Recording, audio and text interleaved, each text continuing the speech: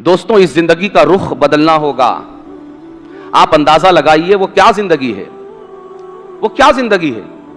ہم اپنی اولاد کو دیکھنے کے لیے کتنی تڑپ رکھتے ہیں. اولاد ہمیں کیا دیتی ہے؟ اولاد ہمیں دل کا ایک سکون دیتی ہے, آنکھوں کی ایک ٹھنڈک دیتی ہے. لیکن اگر ہم اپنے ملک سے باہر بھی ہوں اور گھر میں کوئی نیا بچہ پیدا ہو تو ہم چاہتے ہیں کہ ہمیں پر لگ جائے اور ہم اڑ کر اپنے گھر پہنچ جائیں اور ایک نظر اپنی اس نئی سنتان کو دیکھ لیں. اگر ہم گھر سے دور چلے جائیں اپنے گھر والوں کے لیے تڑپتے ہیں, اپنے وطن کے لیے تڑپتے ہیں. دوستوں ہم نے کبھی سوچا کہ ہمارا پروردگار جس نے ہمیں اس فانی دنیا میں بھی سر سے لے کر پیر تک نعمتوں میں ڈبو کر رکھا ہے اور مرنے کے بعد بھی اس نے ہم سے جنت کا وعدہ فرمایا ہے, جنت کا, بغیر کسی حق کے, بغیر کسی حق کے. جنت یوں بھی ہو سکتی تھی کہ اس طرح کی زندگی ہمیں جنت میں مل جائے جس طرح کی زندگی ہم یہاں گزار رہے ہیں, تو بھی ہم کو اعتراض کا حق ہوتا کوئی حق تھا. اگر ہمیں مرنے کے بعد ایک جھوپڑا ہی مل جاتا, کوئی حق تھا ہمیں کہ ہمیں پکا مکان کیوں نہیں دیا گیا. ہمیں اگر نارمل پانی مل جاتا, کوئی حق تھا ہمیں کہ ہمیں ٹھنڈا پانی کیوں نہیں دیا گیا. اگر ہمیں دال روٹی مل جاتی, ہمیں حق تھا کہ ہمیں مرغن غذائیں کیوں نہیں دی گئی. اگر ہمیں 10x10 کا ایک روم ہی مل جاتا, ہمیں حق تھا کہ 500 سالوں تک کوئی سوار گھوڑے پر, تیز رفتار گھوڑے پر سوار ہو کر دوڑتا رہے, اتنا بڑا مکان ملے. ہمیں حق تھا کہ ایسے مکان کا ہم سوال کریں. ہمیں حق تھا کہ رب سے ایسی جنت کا سوال کریں کہ جہاں پر ہمارے دل میں جس چیز کا خطرہ اور خیال گزرے وہ چیز ہمارے سامنے حاضر ہو جائے. حق تھا؟ کوئی حق نہیں تھا. بغیر حق کے, اجی مرنے کے بعد حق تو الگ بات ہے, اس دنیا میں کاہے کا حق ہے, کاہے کا حق ہے اس دنیا میں, کیا حق لے کر آئے ہیں. ہم تو جب پیدا ہوئے تو اپنے بدن پر ایک چندی بھی لے کر نہیں آئے,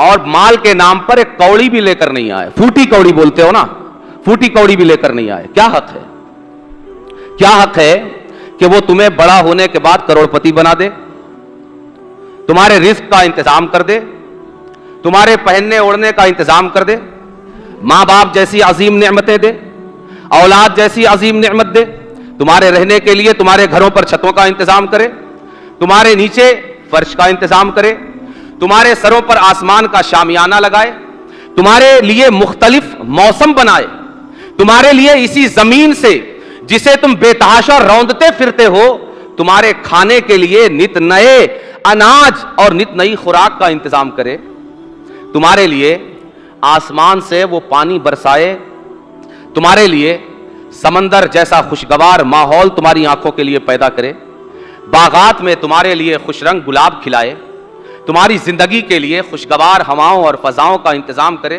کیا حق ہے؟ کوئی حق ہے؟ کوئی حق نہیں. مگر بغیر کسی حق کے سب کچھ پانے کے باوجود اس سے بڑا دغاباز بے وفا کوئی ہو سکتا ہے ہم سے بڑا؟